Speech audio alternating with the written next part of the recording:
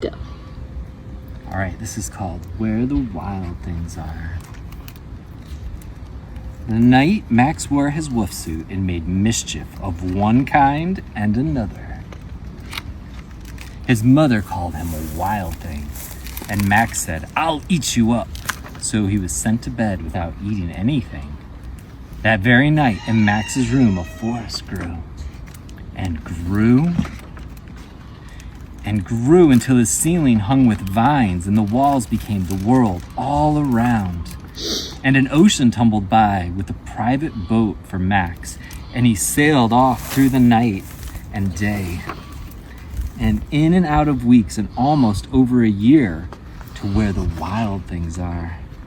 And when he came to the place where the wild things are, they roared their terrible roars and gnashed their terrible teeth and rolled their terrible eyes and showed their terrible claws, till Max said, "Be still," and tamed them with magic tricks of staring into the yellow eyes without blinking once. And they were frightened and called him the most wild thing of all and made him king of all the wild things. "And now," cried Max, "let the wild rumpus start." And they all danced around, kind of falling asleep.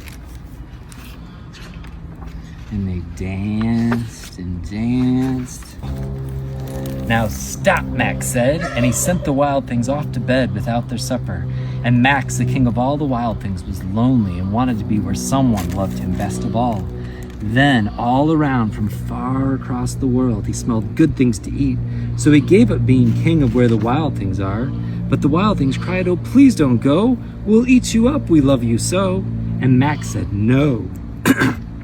The wild things roared their terrible roars and gnashed their terrible teeth and rolled their terrible eyes and showed their terrible claws.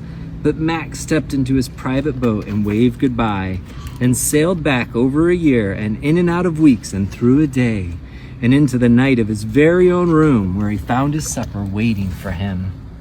And it was still hot. The end.